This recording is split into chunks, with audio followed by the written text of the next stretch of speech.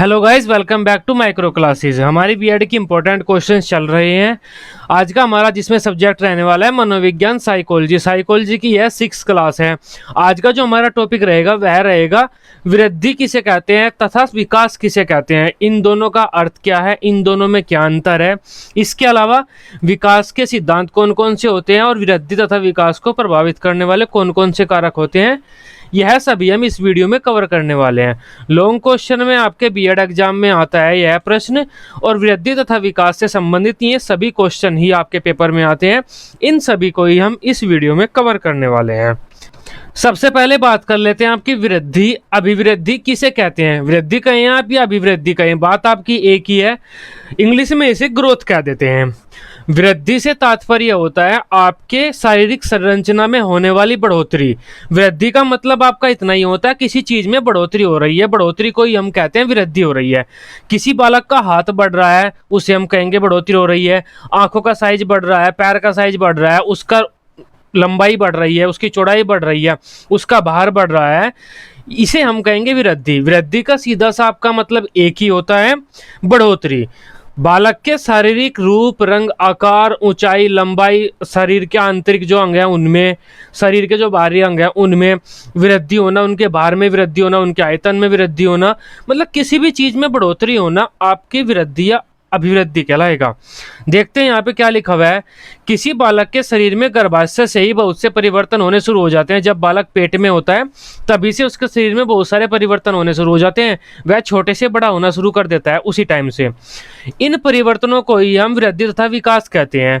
सामान्यतः लोग क्या करते हैं, वृद्धि तथा विकास का अर्थ एक ही लेते हैं बालक के संदर्भ में कि बालक की वृद्धि हो रही है, बालक का विकास हो रही है।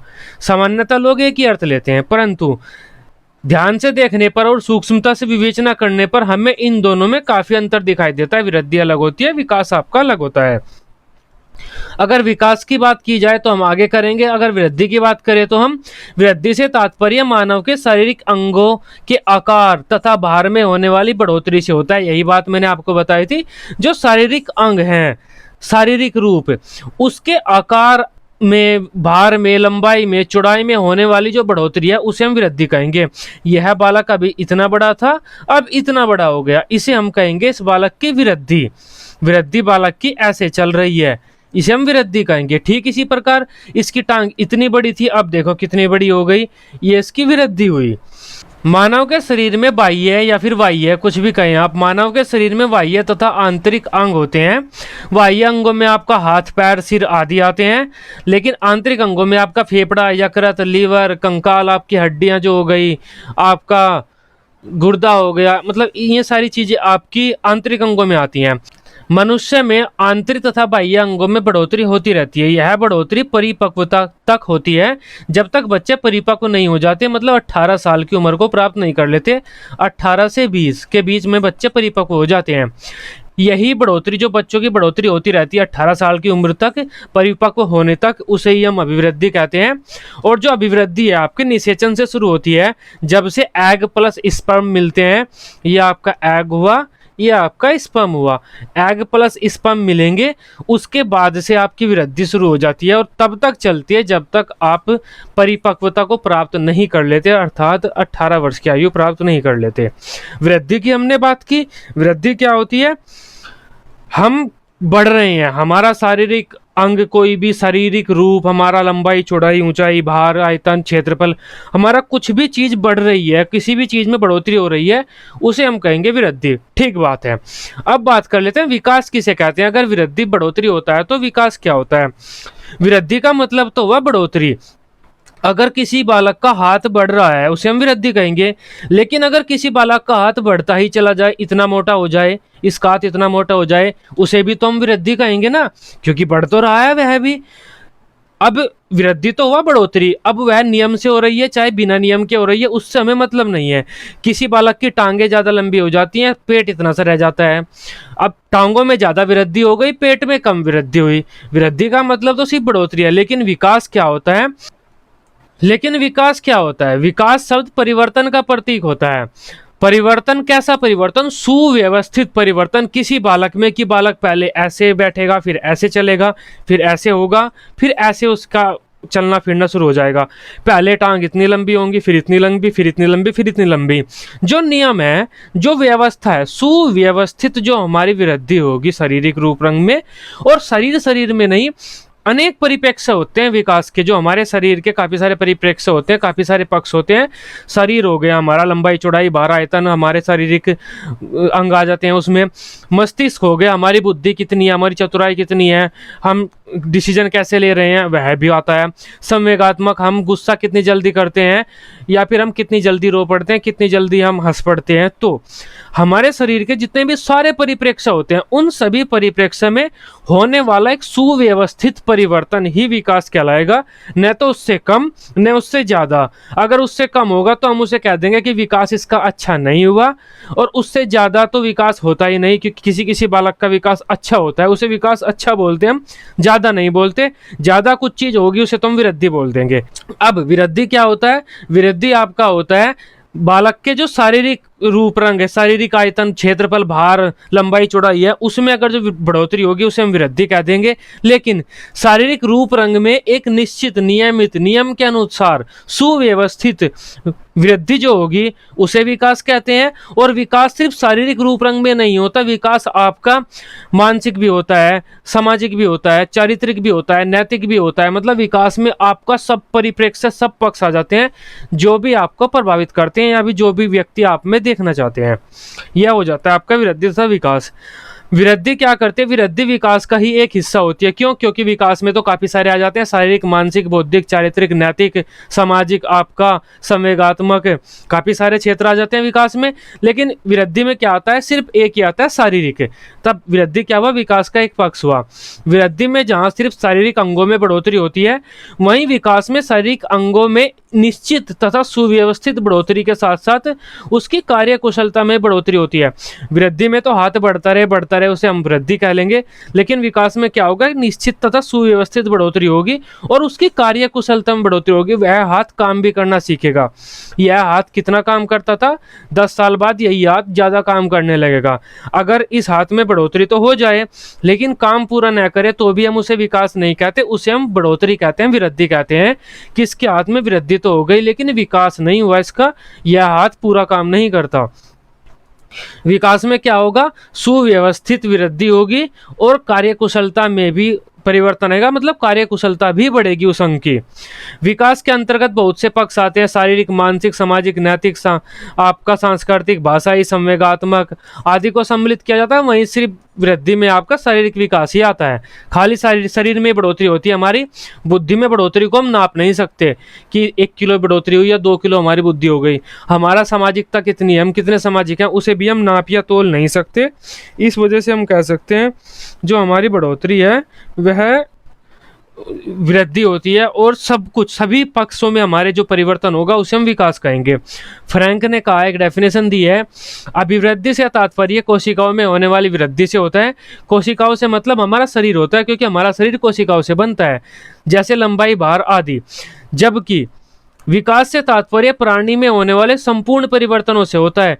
इस प्राणी में जितने भी संपूर्ण परिवर्तन होंगे, सामाजिक क्षेत्र में, नैतिक क्षेत्र में, इसके रहन सहन में, चलने फिरने में, आने जाने में, जितने भी आपके संपूर्ण परिवर्तन होंगे उन्हें हम कह देते हैं आपका विकास।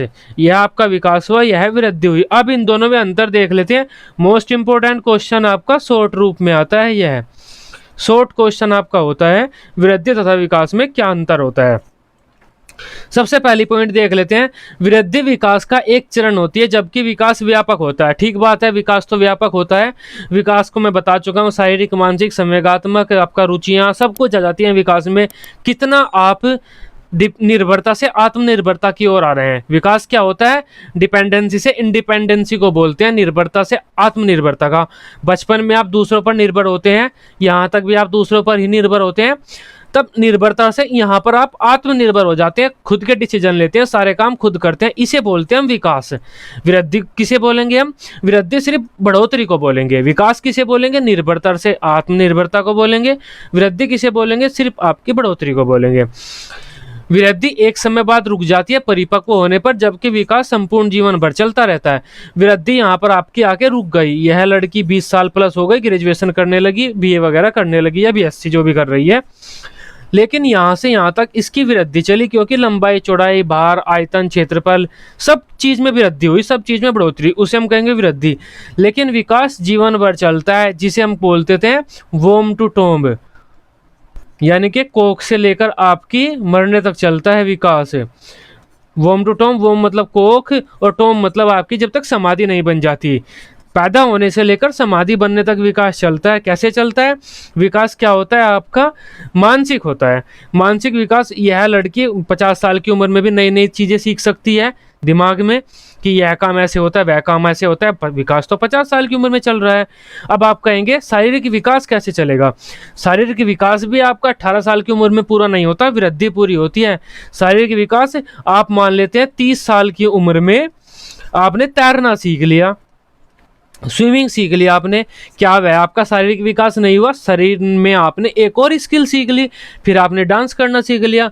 50 साल की उम्र में आपने नई तरीके से चलना सीख लिया, ठुमके हिला हिला के, चाहे कैसे भी, चाहे नाच नाच के चलना सीख लिया 50 साल की उम्र में। अब वृद्धि तो नहीं हुई आपकी, क्योंकि कोई शरीर का अंग नहीं बढ़ा, लेकिन विकास हो गया आपका, क्योंकि आपने नई चीज सीख ली, कुछ नया सीख लिया, उसे हम विकास कहेंगे।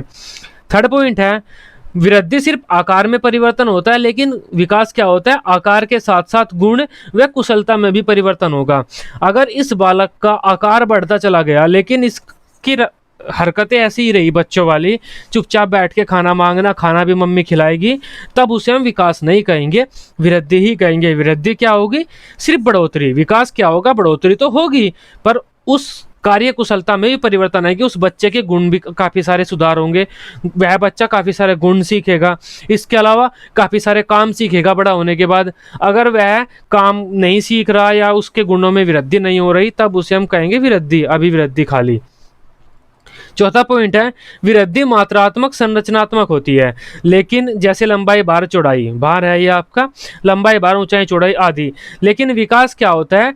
मात्रात्मक और संरचनात्मक तो होता ही है विकास, इसके साथ साथ क्रियात्मक व गुणात्मक भी होता है। मात्रात्मक मतलब कितनी मात्रा है आपकी, वजन कितना है, आयतन कितना है, भार कितना है, मात्रा कितनी है। मात्रा में बढ़ोतरी होगी, वृद्धि में मैं आपको बता चुका हूँ।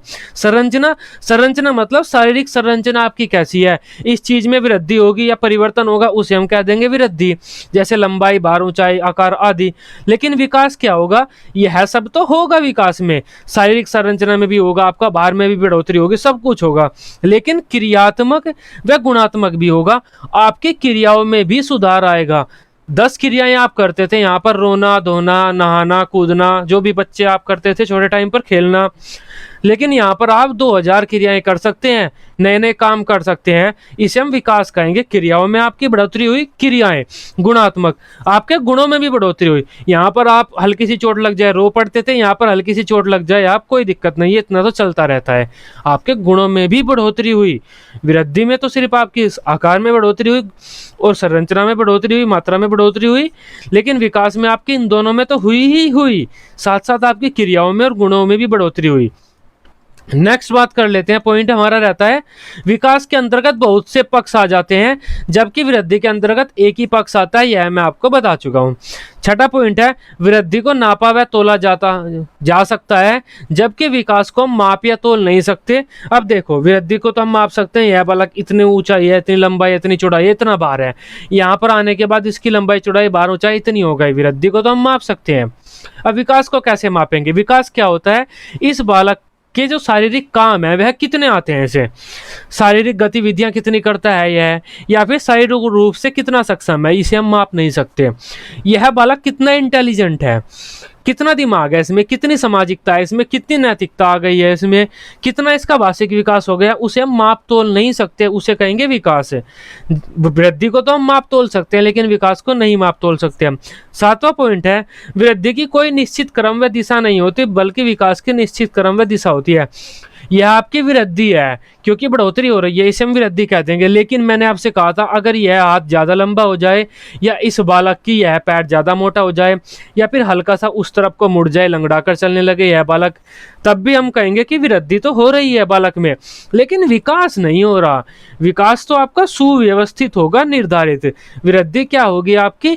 इधर उधर कुछ भी एंगा बेंगा कुछ भी बालक में हो जाए, लेकिन बढ़ोतरी अगर हो, उसे हम वृद्धि कहेंगे।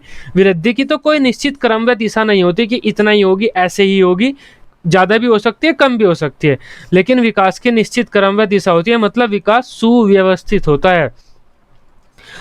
8वां पॉइंट है वृद्धि का स्वरूप बाह्य होता है। बाह्य मतलब वृद्धि को हम बाहर से ही देख सकते हैं, इस बालक की वृद्धि कैसी चल रही है, लेकिन विकास का स्वरूप बाह्य तथा आंतरिक दोनों होता है।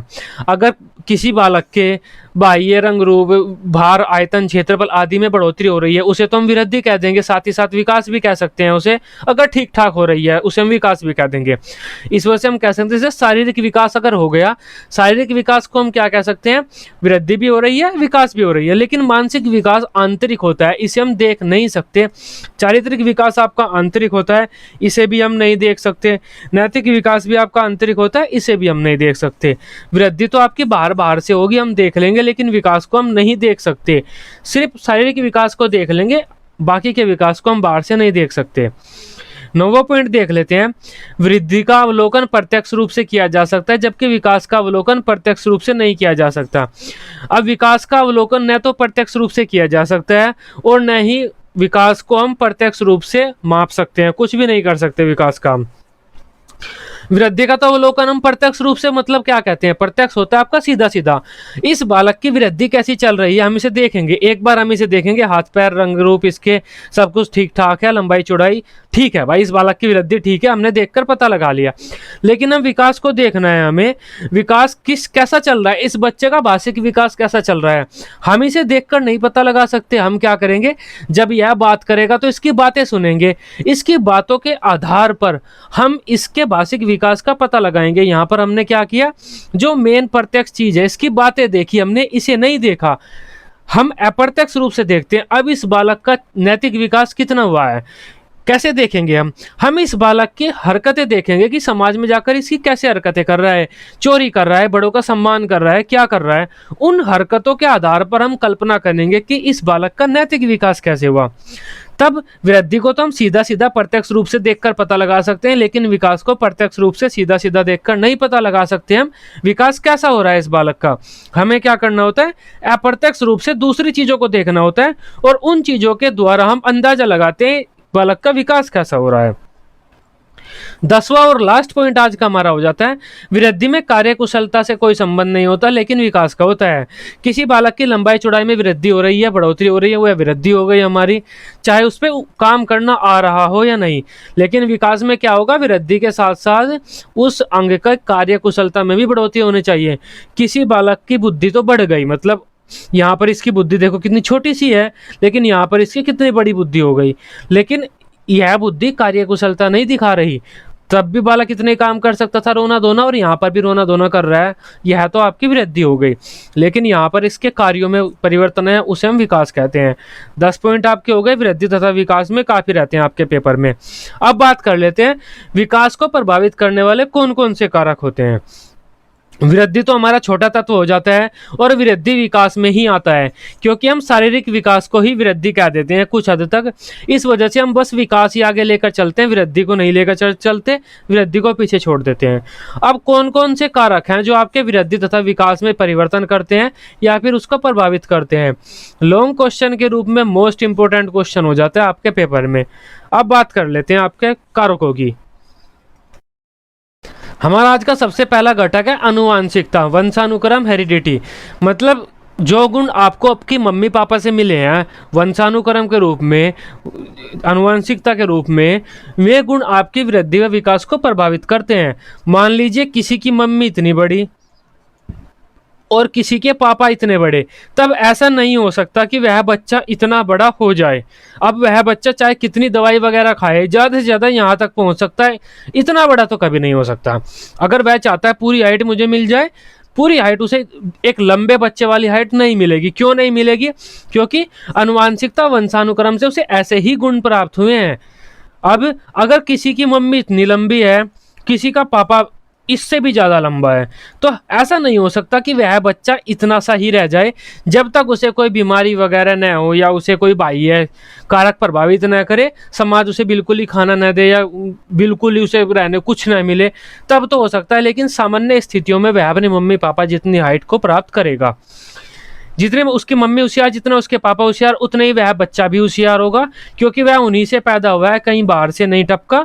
मतलब आनुवांशिकता और वंशानुक्रम आपकी वृद्धि, विकास, बुद्धि विकास आदि को प्रभावित करते हैं। वातावरण, आपका वातावरण, दूसरा पॉइंट है आपका वातावरण।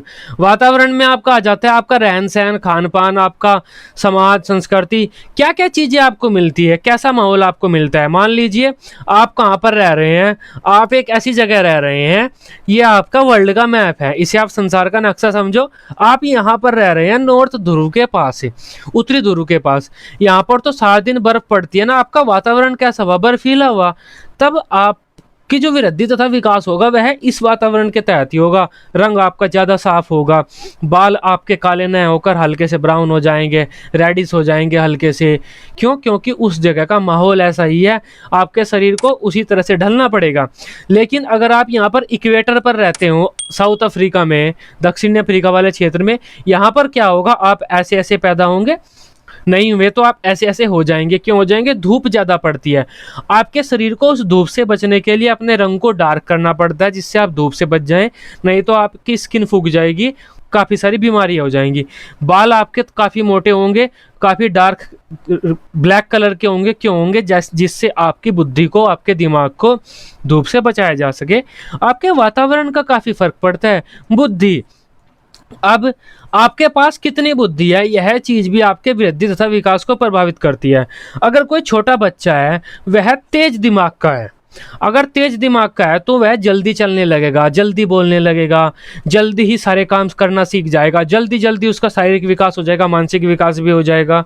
मतलब उसका जो विकास है वह प्रभावित हो जाएगा उसकी वृद्धि से या उसकी बुद्धि से। जितनी बालक में बुद्धि, उतना ही उसका विकास प्रभावित होगा। मान लेते हैं किसी बालक में बहुत कम बुद्धि है, आप देख सकते हैं अगर किसी बालक में कम बुद्धि होती है, तब बड़ा होकर उसका शारीरिक विकास भी सही नहीं होता, हाथ पैर उसके पूरा काम नहीं करते, क्योंकि उसकी बुद्धि नहीं थी उसमें, जिस वजह से उसके विकास को प्रभावित कर दिया बुद्धि ने, और उसका हाथ पैर चलना फिरना भी पूरा सही नहीं होता। कोई अप्रिय घटना, कोई आपका एक्सीडेंट हो जाए, मान लीजिए आप पैदल जा रहे हैं और किसी ने आपको गाड़ी से ठोक दिया, तब आपके हाथ पैर टूट जाएंगे, आपकी वृद्धि तथा विकास प्रभावित हो गया ना। एक बालक का विकास है, वह पूरा चल फिर रहा है, मस्तीबाजी कर रहा है, खेल कूद रहा है, लेकिन आपके चोट लग गई, आपकी एक टांग गायब हो गई। अब एक टांग गायब होने के कारण आपके पास एक एक्स्ट्रा डंडी आ गई, जिसके सहारे आपको चलना होगा। अब उस बालक में और आप में तो वृद्धि और विकास में अंतर हो गया ना। तब क्या हुआ, किसी अप्रिय घटना ने क्या किया, आपका विकास प्रभावित कर दिया। जिस जगह पर आपको पूरा खेलना कूदना था, उस जगह पर आप आराम से कुर्सी पे बैठे हुए एक डंडा लेकर। पांचवा पॉइंट हो जाता है शारीरिक ग्रंथियां। शारीरिक ग्रंथियां में आपके शारीरिक अंग आ जाते हैं जो आपके रसायन छोड़ते हैं। जैसे आपके शरीर में काफ़ी सारी ग्रंथियां होती है, थायराइड ग्रंथि होती है, आपकी लार ग्रंथि होती है जो लार छोड़ती है। इसके अलावा जो आपकी लीवर होता है वह भी आपकी एक ग्रंथि होती है, क्योंकि वह भी एक रस छोड़ता है अग्नाशय में, जिससे आपका खाना पचता है। अगर आपकी एक ग्रंथि होती है आंसू ग्रंथि, मतलब ऐसी काफ़ी सारी ग्रंथियाँ होती हैं जो रसायन करती हैं, रस छोड़ती हैं आपके शरीर में। उदाहरण के लिए आप आंसू ग्रंथि ले सकते हैं, लार ग्रंथि ले सकते हैं। ये लार छोड़ रही हैं, आंसू छोड़ रही हैं, कोई रस छोड़ रही हैं आपके शरीर में। समझ पाए होंगे ग्रंथियाँ किसे बोलते हैं। अब ग्रंथियों के आधार पर भी आपका विकास प्रभावित हो जाता है। मान लेते हैं किसी लड़की की जो अश्रु ग्रंथि है वह आंसू छोड़ती नहीं, तब उसकी आंखें बदल जाएंगी। आपकी आंखें नॉर्मल होंगी, लेकिन उस लड़की की आंखें बदल जाएंगी, दूसरे प्रकार की आंखें होंगी उसकी, क्योंकि उसकी जो ग्रंथियां हैं वे आंसू नहीं छोड़ती। किसी बच्चे की जो लीवर की ग्रंथि है वह रस को नहीं छोड़ती, तब उस बच्चे के पेट में खाना मुश्किल से हजम होगा, और जब खाना कम हजम होगा तब खाने में से जो प्रोटीन विटामिन मिलती है वे उस बच्चे को कम मिलेंगी, जिससे उस बच्चे की वृद्धि प्रभावित हो जाएगी और विकास है।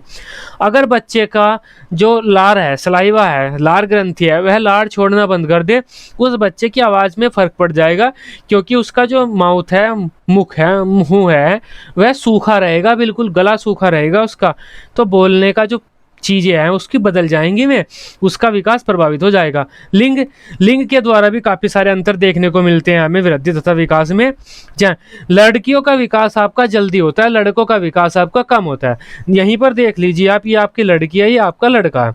लड़कियों का विकास तो देखो आपका कैसे हुआ, लेकिन लड़के का विकास आपका ऐसे हुआ, यहाँ पर ऐसे आया, लड़कियों में ऐसे आया। ये चीज़ें क्या होता है, लड़कियों का विकास शुरुआत में तो जल्दी होता है, आपके पड़ोस में आसी पड़ोसी या मम्मी पापा कोई भी आपको कहते हुए मिल जाएंगे ये लड़की अभी पैदा हुई थी और 4-5 साल में या 7-8 साल में ऐसा लगने लगी कि इसका तो अभी ब्याह कर दो या इसकी शादी अभी कर दो, ये सुनने को मिल जाता है हमें समाज में। लेकिन लड़का क्या होता है, वह शुरुआत में तो धीरे धीरे चलता है, उसका शरीर गठता है, लेकिन बाद में तुरंत उसका विकास और वृद्धि हो जाती है। इसके आधार पर भी हम कह सकते हैं, मतलब लिंग के आधार पर, जेंडर के आधार पर भी हम कह सकते हैं वृद्धि विकास अलग अलग होते हैं। वृद्धि विकास को प्रभावित करता है हमारा लिंग। इसके अलावा एक और चीज होती है, यहाँ पर लड़कियां क्या करती हैं, फाइन माइन्यूट चीजों में, जो फाइन चीजें होती हैं उनमें अच्छा होती हैं, बारीक काम करने में, सिलाई बुनाई कताई, जो आपकी हैंड राइटिंग होती है, लिखना, बारीक बारीक काम करना, चावल चुगना, इनमें अच्छी होती हैं लड़कियां। उनका जो विकास होता है वह बारीक चीजों में ज्यादा होता है। लेकिन जो लड़के होते हैं वे आपके भारी काम, तगड़े काम, फावला चलाना, सिलेंडर इधर से उधर रखना, लड़ाई करना, दूसरों से बस को उठा देना, फैन तोड़ देना क्लास का, मतलब ऐसे ऐसे भारी काम जो होते हैं उनमें बालकों का विकास अच्छा होता है। इसे आप अनुवांशिकता से कह सकते हैं या पर्यावरण से कह सकते हैं, ये अलग टॉपिक की बात है। लेकिन जो आपका जेंडर है वह भी आपका फर्क डालता है। जेंडर में एक बात नोटिस कर लीजिए, लड़कियों का विकास बच्चों से पहले होता है, तेजी से हो जाता है। 7वां पॉइंट की बात कर लेते हैं, आर्थिक स्थिति। अब आपकी आर्थिक स्थिति कैसी है, मान लीजिए आप अंबानी के घर पैदा हुए हैं, तब कोई भी आपको डांट दे आप रो पड़ेंगे, आपको हल्का सा गुट मार दें आपकी कमर में, आपके चोट लग जाएगी, आप रो पड़ेंगे, उसे सहन नहीं कर पाएंगे। लेकिन अगर आप एक किसान के घर पैदा हुए, एक मजदूर के घर पैदा हुए, आप जब 4 साल के थे तभी से खेत में काम कर रहे हैं, भारी भारी सामान उठा रहे हैं, मतलब मजदूरी का काम कर रहे हैं, खेत में पूरा आप काम कर रहे हैं, तब आपके कोई एक गुट मार देना तो आप उसके 5 मारेंगे और उसकी हालत ऐसे कर देंगे कि दूसरे के वह मारने की छोड़ देगा, बिल्कुल मार नहीं पाएगा कोई आपके। क्यों? आपका शरीर इतना मजबूत हो गया, इतना गठित हो गया। कितने पैसे आपके पापा के पास हैं, आपके पास कितने पैसे हैं, उसका प्रभाव भी आपकी वृद्धि तथा विकास पर पड़ता है। अगर आपके पापा के पास काफ़ी ज़्यादा पैसे हैं और पापा की हाइट इतनी है, पापा सोचते हैं कि मेरे बच्चे की हाइट ज़्यादा हो जाए तो मैं उसके हार्मोन में चेंजेस करेंगे, हार्मोन की दवाई खिला सकते हैं, हो सकता है उस बच्चे की हाइट थोड़ा बढ़ जाए। लेकिन अगर आपके पापा के पास पैसे नहीं है तब आपके पापा आपको दवाई वगैरह कुछ नहीं खिलाएंगे, हो सकता है आपकी हाइट और कम रह जाए। वृद्धि तथा विकास भी आपको प्रभावित करते हैं, आप किस चीज़ की आर्थिक स्थिति आपकी इनको प्रभावित करती है। पोषण, आपको खान पान कितना मिल रहा है। मान लीजिए आपका वृद्धि तथा विकास तो बहुत अच्छा चल रहा है, लेकिन यहाँ आने के बाद आपके सूखा पड़ गया, आपके एरिया में बाढ़ आ गई, खाना ही नहीं रहा, मतलब 3 दिन में एक रोटी मिलती है आपको खाने के लिए, तब क्या होगा, बालक की विकास रुक जाएगा, बालक सूख जाएगा, पतला हो जाएगा, हाथ पैर कांपने लगेंगे, हाथ पैर पूरा काम नहीं करेंगे। खाना पाना, आपको पोषण वोषण कैसा मिल रहा है, वह चीज़ भी आपकी वृद्धि तथा विकास को प्रभावित करती है। 8 पॉइंट लिए हैं, आपका लॉन्ग क्वेश्चन आराम से बन जाएगा, इनकी हल्की सी व्याख्या कर दीजिए जो मैंने आपको बताई है। अब बात कर लेते हैं विकास के कौन कौन से सिद्धांत होते हैं। मतलब किसी बालक का विकास हो रहा है, वह छोटे से बड़ा हो रहा है, वह नए नए काम सीख रहा है, उसके हाथ पैर लंबे चौड़े बड़े हो रहे हैं, कौन कौन से सिद्धांतों का पालन करेगा विकास, मतलब ऐसे कौन से सिद्धांत हैं, ऐसे कौन से नियम हैं जिनको विकास मानता है, जिनका पालन करता है विकास। हमने यहाँ पर लगभग कितने सिद्धांत लिए हैं, आपके लगभग 10 सिद्धांत लिए हुए हैं। अब ये 10 सिद्धांत है, इन 10 सिद्धांतों को हम देखने वाले हैं। विकास इन 10 सिद्धांतों का पालन करता है। यह भी आपका एक लॉन्ग क्वेश्चन है, अपना बुक वगैरह, मॉडल वगैरह, नोटबुक शॉर्टबुक जो भी आपके पास है उठाकर देख लीजिए, लॉन्ग क्वेश्चन है, काफ़ी इंपॉर्टेंट रहता है आपके बीएड एग्जाम के लिए। अब सबसे पहले बात कर लेते हैं, पहला पॉइंट क्या हो जाता है, हमारा पहला सिद्धांत आपका सकल विकास का सिद्धांत। मतलब जो विकास है वह एक गठित प्रक्रिया है। ऐसी विकास एक ऐसी गठित प्रक्रिया है, अगर किसी बालक का विकास हो रहा है, उसके शरीर, मस्तिष्क, उसके नैतिक, चारित्रिक, भाषाई सभी चीज़ों का विकास होगा। ऐसा नहीं है शारीरिक विकास तो ऐसे होगा, मानसिक ऐसे होगा, भाषाई ऐसे होगा, चारित्रिक ऐसे होगा, ऐसे अलग अलग नहीं होंगे कि बच्चे का पहले शरीर बढ़ जाएगा उसके बाद में उसे भाषा आएगी, नहीं। जो उसके विकास हैं वे नॉर्मल होंगे, पूरे गठित रूप में होंगे। ऐसे अगर बच्चे का विकास बढ़ा तो ऐसे ही बढ़ेगा, सब बढ़ेगा, उसका भाषाई, नैतिक, चारित्रिक सब बढ़ेगा। एक गठित प्रक्रिया है विकास। देखो, एक विकास एक संगठित प्रक्रिया है। विकास के सभी आयामों का जो विकास होता है एक साथ होता है। जैसे आपका अगर किसी बच्चे का शारीरिक विकास हो रहा है, उसका मानसिक भाषिक भी हो रहा होगा। हम इससे यह कह सकते हैं, क्योंकि विकास एक गठित प्रक्रिया, ऐसा नहीं होता कि शरीर का पहले हो जाएगा, भाषा बाद में आएगी, या मस्तिष्क का उसके बाद में होगा। सबका एक साथ चलता है, उसे हम कह देते हैं सकल विकास का सिद्धांत। सबका विकास एक साथ होगा। सह संबंध का सिद्धांत या फिर अंतर संबंध का सिद्धांत, इसे हम कह देते हैं विकास का एक चीज दूसरे चीज पर प्रभावित होती है, मतलब आधारित होती है। मान लेते हैं अगर किसी बच्चे का शारीरिक विकास रुक गया, उसे खाना पीना पूरा नहीं मिला, उसका शरीर पूरा नहीं बढ़ा, तब उसका मानसिक विकास भी नहीं बढ़ेगा, भाषा भी उस पर कम आएगी, नैतिकता भी कम आएगी उस पर। ये होता है कि विकास के जो आयाम है एक दूसरे पर निर्भर होते हैं, एक दूसरे पर संबंधित होते हैं। अब बढ़ते तो सारे एक साथ हैं, लेकिन एक दूसरे पर निर्भर होते हैं वे। अगर किसी बच्चे में बुद्धि कम है तो उसके हाथ पैर सही काम नहीं करेंगे। क्यों नहीं करेंगे? क्योंकि विकास में सह संबंध है, एक दूसरे से संबंधित है, विकास एक दूसरे पर निर्भर है। विकास के सभी क्षेत्र आपस में सहसंबंधित होते हैं। किसी एक क्षेत्र का विकास में बाधा आने पर दूसरा क्षेत्र भी अवरुद्ध हो जाएगा। अगर किसी बच्चे का मानसिक विकास रुक गया तो उसका शारीरिक व भाषिक विकास भी रुक जाएगा या फिर प्रभावित तो जरूर होगा। यह होता है। इसका मतलब क्या हुआ? सबका विकास एक साथ होगा, विकास के जितने भी क्षेत्र हैं। इसका मतलब क्या हुआ?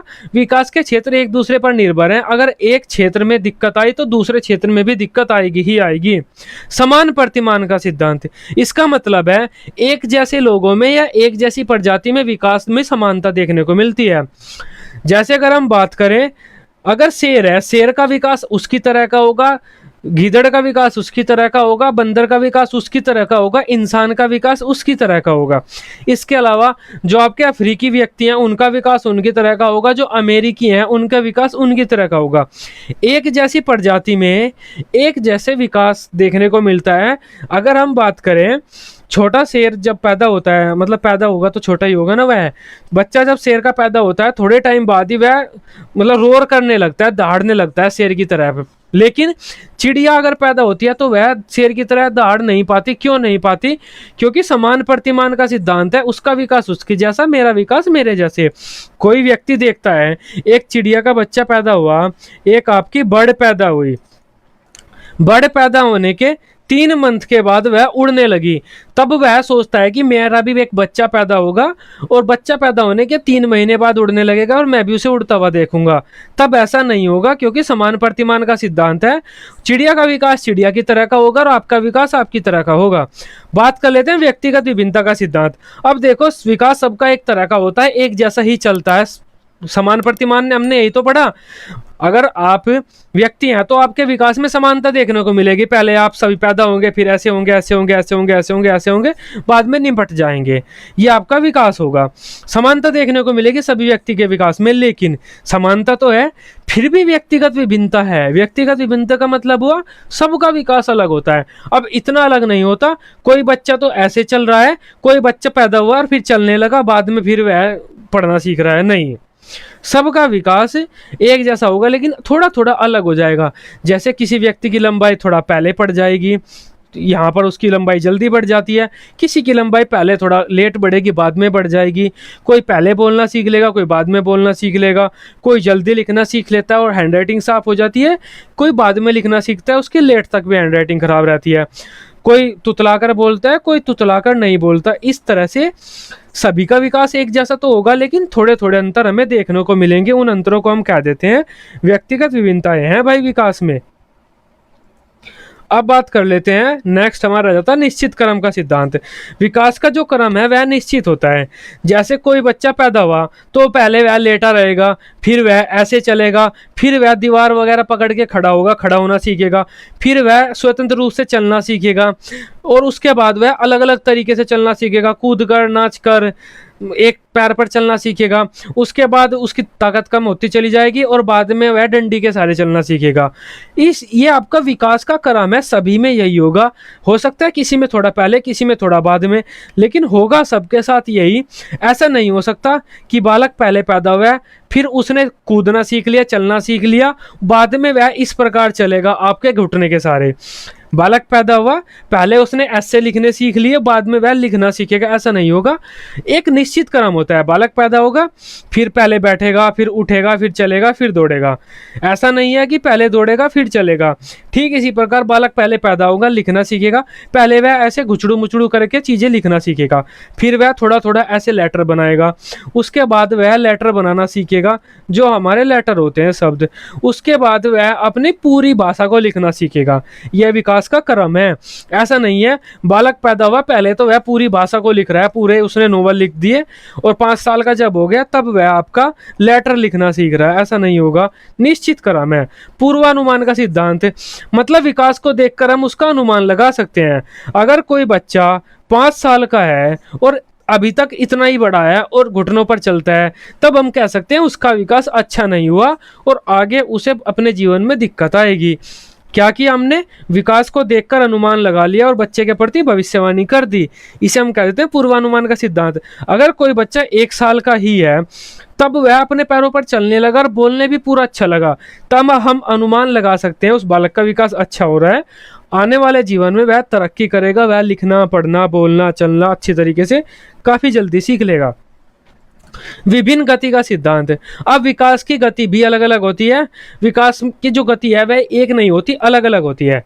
कई विकास की गति के सिद्धांत होते हैं, उन्हें देख लेते हैं। विकास की जो गति है वह समान नहीं रहती, कभी तेज होती है कभी कम होती है। जैसे बालक की लंबाई कभी तेज बढ़ती है, कभी धीमे से बढ़ती है। मतलब कभी तो यह तेजी से लंबा हो जाएगा, कभी धीमे से लंबा होगा। अब देखो यहाँ से यहाँ तक तो यह लड़की इस रेसों में बढ़ी और यहाँ से यहाँ तक यह बहुत ही कम रेसों में बढ़ी।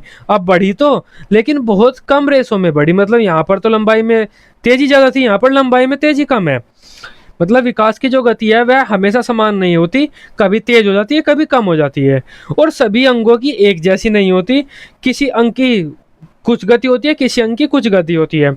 जैसे इस बालक की आंखें हैं, आंखें किसी बच्चे की 6 वर्ष में पूरी हो जाती है। मतलब आंखों की जो पूरी होने की गति थी वह 6 वर्ष थी, जल्दी पूरी हो गई, उसकी गति तेज थी। और जो दिमाग है वह 15-16 वर्ष की उम्र में पूरा होगा। और जो आपकी हड्डियां हैं, शरीर है, वह आपका 18 से 20 वर्ष की उम्र में पूरा होगा। सभी अंगों की अलग अलग है। अगर किसी बच्चे की आंख की गति भी इतनी होती कि वह 18 वर्ष की उम्र में पूरा देख सकता है, तब वह 18 वर्ष की उम्र से पहले तक उसे देखने में दिक्कत आती। आंखों का निर्माण 6 वर्ष तक ही हो जाता है, उसकी गति तेज होती है। नेक्स्ट देख लेते हैं, विकास कभी सीधी रेखा में नहीं चलता, उसकी गति चक्राकार, वर्तुलाकार, स्पाइरल होती है। अब देखो हमने क्या किया है कि विकास की गति एक सीधी समान रेखा नहीं होती। अगर आप विकास का ग्राफ बनाएं तो ऐसा होगा, कभी तो वह ऊपर जाएगा, कभी नीचे जाएगा, फिर तेज हो जाएगी ज़्यादा, कभी थोड़ा और नीचे जाएगा, कभी फिर और तेज हो जाएगी, फिर और नीचे जाएगा, फिर नीचे मतलब कम हो जाएगी, फिर और तेज हो जाएगी। इस तरह से विकास की गति सीधी तो नहीं है, कभी कम और ज़्यादा है। अगर हम यहाँ खड़े होकर इसे देखें तो हमें ऐसा प्रतीत होगा विकास हमारा ऐसे चल रहा है, स्पाइरल स्प्रिंग की तरह। हम कहाँ पर खड़े हैं? यहाँ पर खड़े हैं हम, ये समझ लीजिए। हम यहाँ पर खड़े हैं, ये आपके आँख नाक मुंह, ये हाथ ये पैर, ये हमारा जिन बन गया। ये जिन इसे देख रहा है विकास को। इस तरह से स्पाइरल होती है विकास की गति, सीधी नहीं होती। नेक्स्ट बात कर लेते हैं, विकास निरंतर चलता रहता है, कभी नहीं रुकता, वॉर्म टू टॉम चलता रहेगा विकास। जब बच्चा पैदा होगा उसकी लंबाई बढ़नी शुरू हो जाएगी, उसे भी विकास कहते हैं। और मरते दम तक वह जितनी भी चीज़ें सीखता है वह उसे विकास के अंतर्गत ही रखते हैं हम उसे। मतलब जन्म से लेकर मरण तक बच्चे का विकास चलता रहता है। 9वां हमारा पॉइंट हो जाता है निश्चित दिशा का सिद्धांत। जो विकास की दिशा होती है वह निश्चित होती है। अगर कोई लड़की है, यह बढ़ रही है, इसका विकास हो रहा है, तो दिशा इसकी निश्चित रहेगी। गति अलग अलग हो सकती है, गति ऊपर नीचे हो सकती है, लेकिन निश्चित दिशा रहेगी। कौन सी? सबसे पहले दिशा निश्चित हमारी होती है शिरा पदाभिमुख, मस्ताधोमुखी, शीर्षगामी। कोई भी एक लिख सकते हैं आप अपने पेपर में। इसे अब इंग्लिश में सिफेलोकोडल बोलते हैं। इसका मतलब होता है जो विकास की दिशा होती है वह ऊपर से नीचे की ओर होती है। अगर हम किसी बच्चे के यहाँ पर दीवार खड़ी कर दें और इसे बढ़ने के लिए छोड़ दें, तब बच्चा नीचे को बढ़ेगा, पैरों की तरफ को। और यही काम अगर हम यहाँ पे करें, हम किसी बच्चे के लिए क्या कर रहे हैं, यहाँ पर दीवार खड़ी कर दें तब भी बच्चा इसी तरफ को बढ़ेगा, मतलब उसके पैर मुड़ जाएंगे। सिर की तरफ को बच्चा नहीं बढ़ता, सिर बच्चे का स्थायी होता है, पैरों की तरफ को गति होगी। इसे हम बोलते हैं सिरपदाभिमुख सिद्धांत, मतलब सिर से पैर की ओर। मस्ताधोमुखी सिद्धांत मतलब मस्तिष्क से नीचे की ओर। शीर्षगामी सिद्धांत शीर्ष की तरफ से चलता है। यह हमारा विकास है, सिर से नीचे की ओर होगा, मतलब सिर से पैर की तरफ को चलेगा। इसका मतलब क्या है, पहले बालक के सिर बनेंगे, फिर धड़ बनेगा, फिर टांग बनेगी, फिर पैर बनेंगे। इस तरीके से सिर से नीचे की ओर होगा, अर्थात बालक का पहले सिर बनता है, उसके बाद में उसके हृदय, पैर आदि बाकी अंग। दूसरा विकास हमारा हो जाता है समीप दूराभिमुख सिद्धांत, यानी कि प्रोक्सीमोडिस्टल सिद्धांत हमारा। इसका मतलब होता है विकास जो है मध्य से बाहर की ओर चलता है। अगर हम इनमें से किसी की बात करें, मतलब पहले शरीर के बीच की चीजें बनेंगी और बाद में बाहर की चीजें बनेंगी। अगर इस लड़की के दिल की बात की जाए, हम यहाँ पर इस लड़की ने तो अपना दिल ढक लिया, इसने भी छुपा लिया, इसी पर दोबारा आना पड़ेगा हमें। इस लड़की का दिल यहाँ पर है, इसका दिल बाद में बनेगा, इसकी रीढ़ की हड्डी पहले बन जाएगी। यह बात हमें कौन सा बताता है, यह पॉइंट बताता है समीप दूराभिमुख सिद्धांत। मतलब पहले समीप वाली चीजों का विकास होगा, फिर दूर वाली चीजों का विकास होगा। पहले रीढ़ की हड्डी बनेगी, फिर दिल बनेगा, फिर बाजू बनेगी, फिर आपके हाथ बनेंगे किसी के भी विकास में। इसका मतलब होता है समीप दूराभिमुख। विकास सदैव मध्य से बाहर की ओर चलता है, अर्थात पहले स्पाइनल कॉर्ड बनता है, मतलब रीढ़ की हड्डी बनेगी, फिर आपका दिल बनेगा, पहले रीढ़ की हड्डी बनेगी, फिर दिल बनेगा, उसके बाद फिर हाथ बनेंगे। विकास की दो दिशा होती हैं, निश्चित होती हैं, ऊपर से नीचे की ओर और अंदर से बाहर की ओर। ये आपके विकास की दिशा होती है। नेक्स्ट हमारा पॉइंट हो जाता है 10वां, सामान्य से विशिष्ट क्रियाओं का सिद्धांत। बच्चा क्या करेगा, पहले सामान्य क्रियाएं करेगा, फिर विशिष्ट क्रियाएं करेगा। सामान्य क्रिया क्या होती है आपकी, जैसे पेन पकड़ के बच्चा ऐसे कर सकता है गुजरू मुजरू कॉपी पे अपनी, उसे हम क्या बोलेंगे, सामान्य क्रिया। लेकिन कोई एक लेटर लिखना क्या है, यह आपकी एक विशिष्ट क्रिया हो गई। चलना, कोई भी व्यक्ति चल रहा है, वह तो हो गई आपकी सामान्य क्रिया। लेकिन विशिष्ट क्रिया क्या होगी, वह एक पैर पर चल रहा है, या फिर आपका कूद कूद के चल रहा है, नाच नाच के चल रहा है, किसी स्पेशल तरीके से चल रहा है, उसे तो बोलेंगे हम विशिष्ट काम। और जो नॉर्मल सब काम कर सकते हैं उसे बोलते हैं हम सामान्य काम। इस वजह से हम कह सकते हैं जो बच्चे का जो विकास है पहले सामान्य होता है, फिर विशिष्ट होता है। बच्चा पहले सामान्य क्रियाएं करेगा, बाद में विशिष्ट। जैसे पहले बच्चा ऐसे ही सामान्य रूप से लिखना सीखेगा, बाद में कोई विशेष वर्ण बनाना सीखेगा। मतलब सामान्य काम पहले आया, विशेष काम बाद में आया। पहले वह सामान्य रूप से चलना सीखेगा, बाद में कोई विशेष प्रकार की चाल चलना सीखेगा। सामान्य चीज पहले आई, विशेष चीज बाद में आई। एकीकरण का सिद्धांत ही है आपका 10वें सिद्धांत के समान सही हो जाता है। इसका मतलब होता है बालक पहले सारे अंगों को एक कर लेता है। जब बच्चा छोटा होता है, पहले वह किसी भी काम को करते टाइम सारे अंगों को एक कर लेता है, उसके बाद वह उसी विशेष अंग से काम करता है जिसका वह होता है। इसका आप उदाहरण ऐसे समझ सकते हैं, यह बच्चा रो रहा है, अब रोने का काम किसका है, सिर्फ आंखों का काम है रोने का, कि आंखों से बच्चा रोएगा, आंसू आएंगे, ठीक है बच्चा रो रहा है। लेकिन यह कैसे रो रहा है, हाथ भी फेंक फेंक के मार रहा है, अपने पैर भी फेंक फेंक के मार रहा है, सर देखो कितनी बुरी तरह से हिला रहा है। बच्चे ऐसे ही रोते हैं। रोने का काम क्या था, सिर्फ आंखों का था, लेकिन बच्चे ने क्या किया, पूरे शरीर को एक कर लिया। यहाँ पर बच्चे ने क्या किया, एकीकरण के सिद्धांत का पालन किया। बच्चा पहले किसी काम को करने के लिए पूरे शरीर के एक कर लेगा, कई अंगों को जोड़ लेगा। जब बड़ा हो जाएगा फिर वह उसी अंग से काम करेगा। जैसे यह बच्चा है, अगर इसे मान लीजिए इस क्यूबिस को उठाना है, तो यह नॉर्मल अपने हाथ से नहीं उठाएगा, वहीं बैठा बैठा इसकी तरफ आ जाएगा, पूरा नीट जाएगा इसकी तरफ को, इसके अपने पेट पर ले लेगा, मतलब इस तरह नीट जाएगा, और फिर इसे अपनी बाजू से उठाएगा, दोनों हाथों से उठाएगा। क्या किया इसने, इस चीज को उठाने के लिए अपने पूरे शरीर को एक कर लिया। जो काम यह एक हाथ से कर सकता था बच्चा, इसने दोनों हाथ लगाए, सर तक लगा दिया, अपनी छाती तक इस चीज पर रख दी, जिससे कि यह उठ जाए चीज। बच्चे ने क्या किया, पूरा शरीर एक कर दिया उस चीज को करने के लिए, और बाद में स्पेशल एक हाथ से उठा लेगा। एकीकरण का सिद्धांत क्या कहता है, बच्चे किसी काम को करने के लिए पहले पूरे शरीर को एक कर लेते हैं, और बड़े होने के बाद में उसी अंग से उस काम को करते हैं जिससे वह किया जाता है। जैसे बालक रोते समय पूरा चेहरा, हाथ पैर सब कुछ हिलाता है तथा बड़ा हो जाने के बाद सिर्फ चेहरे से ही रोता है। जैसे बालक को कोई चीज उठानी है तो वह दोनों हाथ, बाजू सब कुछ लगा देगा उस चीज को उठाने पर, बाद में क्या होगा, सिर्फ उसे उंगली से ही उठा लेगा। ये आपके विकास के सिद्धांत थे, ये आपका विकास था। आई होप विकास क्या होता है उसका सिद्धांत, यह सब कुछ आप समझ पाए होंगे। वीडियो आपको अच्छी लगी हो आप इसे अपने बीएड ग्रुप्स में शेयर कर सकते हैं। बीएड की इसी तरह से डेली रेगुलर क्लासेस लेने के लिए आप इस चैनल को सब्सक्राइब कर सकते हैं। Till then bye bye, take care.